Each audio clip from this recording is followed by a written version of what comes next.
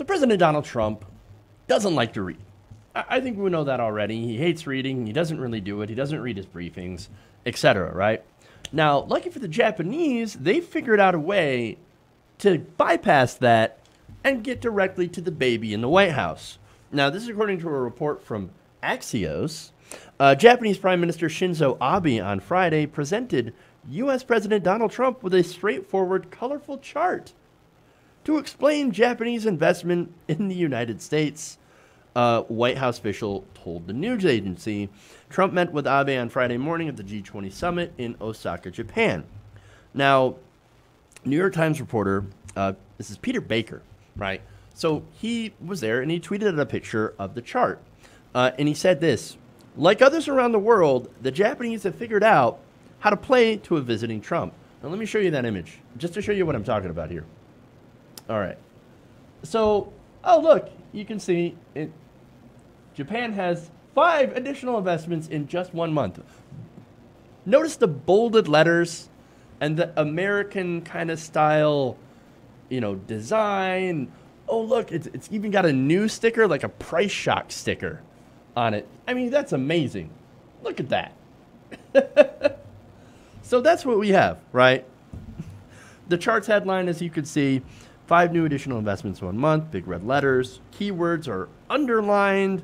Boxes spell out how much was invested and point to a location on the map that even Donald Trump could find. Wow. So here we go. He's such a child. I mean, he's such a baby. And here you have world leaders who know this, and so they go out of their way to design things to appeal to the baby. Like, they just know. Okay, Donnie, here you go. Here's where we invested in America, okay? Like right here on that map. Can you point to where you are in the map right now? Very, very good, Donnie. Let's get you a cheeseburger, some Diet Coke, okay? Maybe later we'll have some Twitter time. Does that sound good? Twitter time? Oh, my God. Oh, Jesus. Now, the question is, did it work? Did it work? Well, the president had referred to the investments in remarks to reporters after the meeting with Abe. He said, quote, "I appreciate the fact that you're sending many automobile companies into Michigan and Ohio and Pennsylvania and North Carolina, a lot of our states." He also said, quote, "They're building magnificent plants." Well, there you have it. I mean, at least it's effective. I guess that's what you have to do when you have a man-child as a president that refuses to read and has a super, super short attention span. Squirrel, squirrel. Where's that squirrel? Oh, hey, look, trade from the Japanese. Dear God. Here we go. And of course, it's not just the Japanese that are doing this. Other foreign and U.S. officials had also been forced to come up with new ways to get their point across to the president. For example, the European Commission President, Jean-Claude Juncker, hopefully I'm saying that correctly, he reportedly explained trade policy using, quote, colorful cue cards at a meeting last July. Colorful cue cards. Look, this one's purple. This one's red. Can you say what this color is? It's blue. Oh, dear freaking God. Okay. Now, a source also told Reuters back in 2017, and I keep going back to this because I don't think people go back to this enough and just kind of realize how dumb President Trump really is.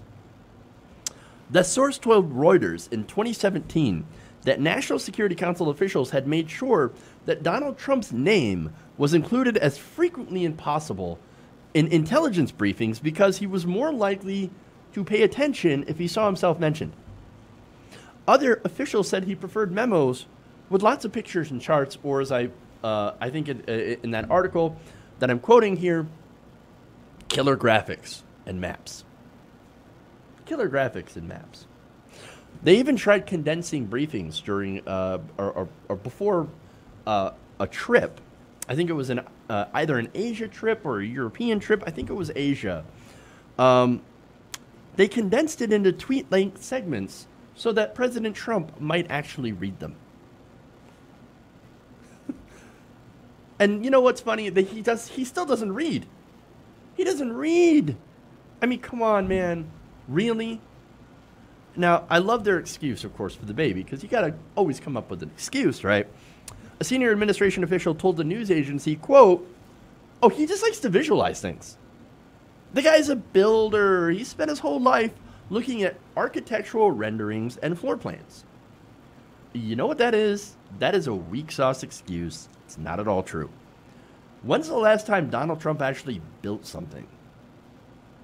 I mean, really? They don't let him build buildings anymore. Why? It's because every time he tries, he goes bankrupt. Look, for example, back in the 1970s, Donald Trump wanted to build a giant mall. He wanted to be a tremendous wall, right? Or a mall, sorry. This would be 150 stories. That's a shopping mall, right? Now, according to NPR, the project called Riverside South was, to say the least, very controversial, said developer Jeff Gurl, chairman of the firm Newmark, Rubb, Knight, and Frank. Now, Riverside South, he said, was a very risky project at the time, and a lot of people questioned the viability of building apartments so far west. At the time, Trump reportedly owed Chase Bank millions of dollars on the loan for West Side property. As he waited for city approval, his interest bills ended up piling up. Meanwhile, his Atlantic City projects, casinos, were going bust. Donald Trump, again, you have to really kind of impress upon the idea that Donald Trump is the only person in the world that can go bankrupt from a freaking casino. I thought the House always wins. No, with Donald Trump, even the House loses because he's a moron, because he has no business sense at all. But anyway, Trump still had won city approval, but because of his mounting bills, his bankruptcies, the fact that he's not a rich person and a terrible businessman, he ended up selling to the development to investors from Hong Kong long before it was finished.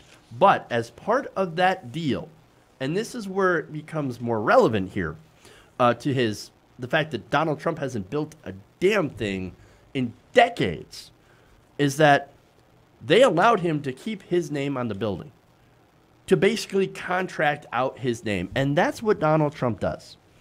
He licenses his name out to developers.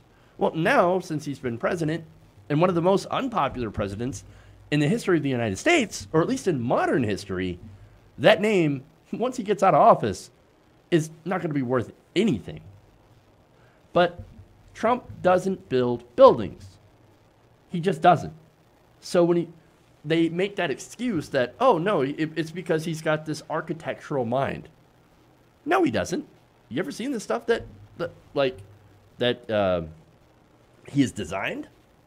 It's gaudy, grossly, gold and everything. It's super, super gaudy, and just it's gross. It's gross to look at. He has no design chops whatsoever.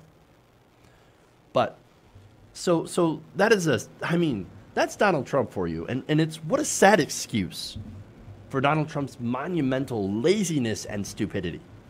Now the Japanese, they know, and the rest of the foreign community, foreign governments, they know how stupid our president is. And they know how to take advantage of him. Great. Hey guys, hopefully you enjoyed that free video.